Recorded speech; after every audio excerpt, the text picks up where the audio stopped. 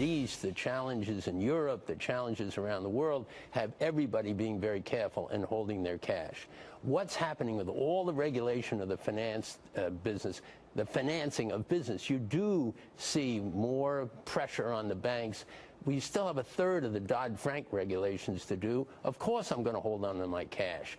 And you do see big questions about the XM Bank, questions about immigration because we need the people, questions about the Highway Trust Fund, which could put a lot of people out of business. I've got to tell you, if I were running a big company or a medium-sized company, I'd be sitting on my cash. If you've ever seen the movie Animal House, and I trust everyone has or will rush out immediately to see the greatest comedy film ever conceived, there is a moment near the end when, in the midst of utter chaos, one of the characters stands in the middle of a rushing mob and says, quite frankly, "Remain calm. All is well."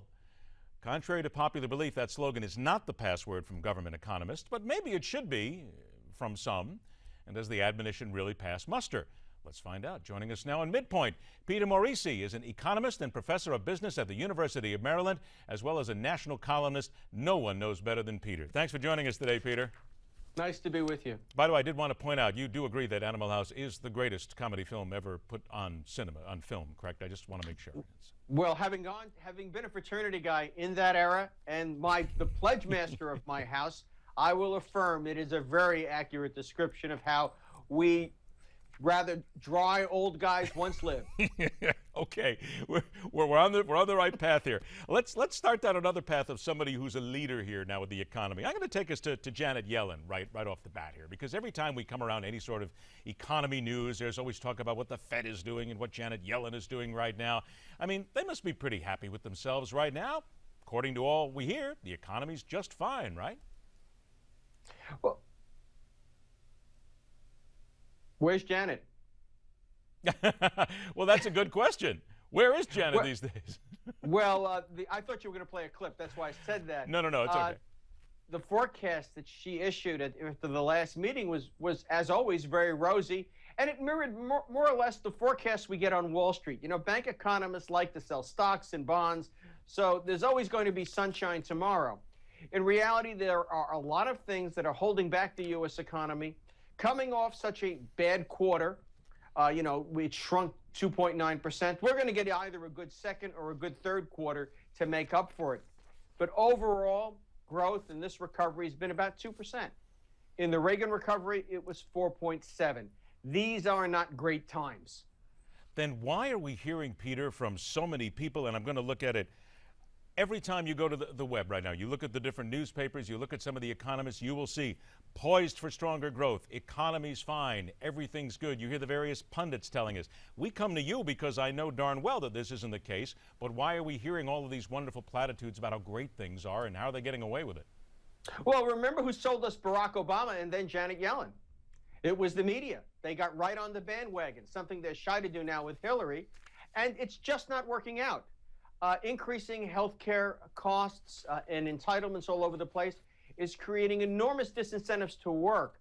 You know, the marginal tax rate's about 50%, not just for you and me, but also for people who are getting, food stamps or whatever they call them now that they're on a card, subsidized healthcare, a negative income tax and so forth, the earned income tax credit. A lot of people that are working 10, 20 hours a week don't want to work any more than that for fear of loss of benefits. I've even gotten letters from people saying, why are you against long-term unemployment benefits? I can't go back to work with the benefits I already have. I just need them topped up a bit. Well, here comes money as well. You mentioned unemployment. Now let's talk about employment in minimum wage. You even did this recently in a column which had one of the great titles I've ever seen, Why I Can't Be Both an Economist and a Liberal, which was really fun to read.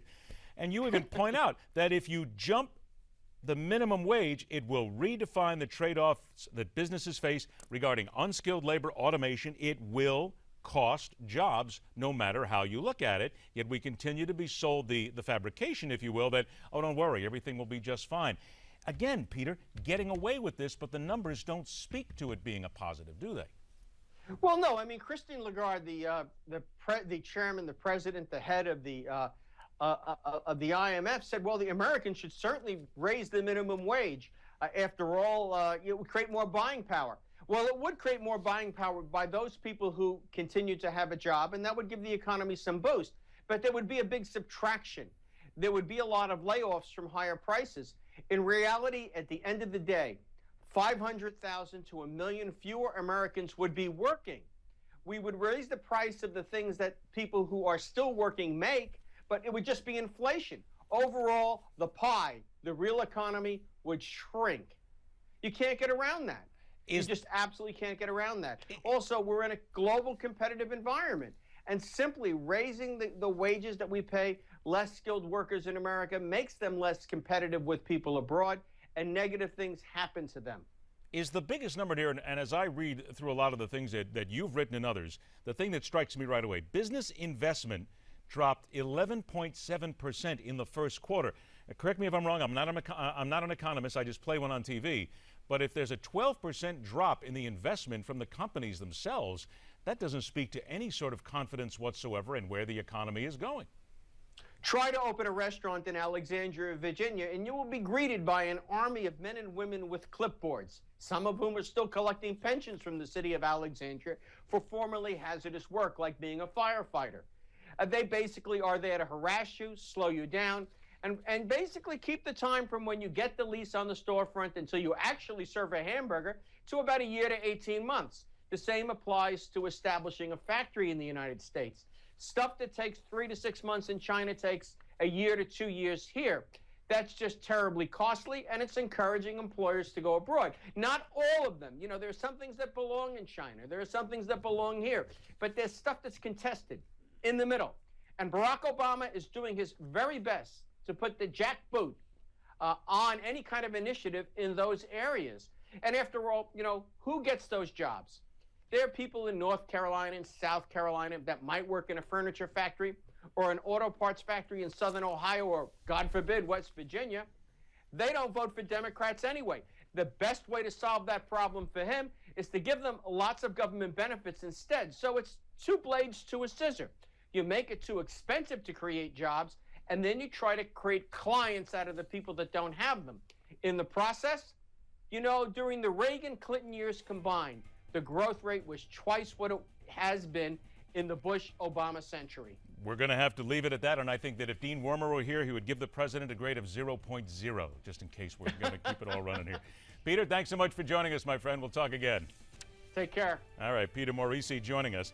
Coming up, a request for President Obama, one that should sit well with people on any side of the aisle. Stick around for that and a whole lot more. This is Midpoint, where every day we question everything.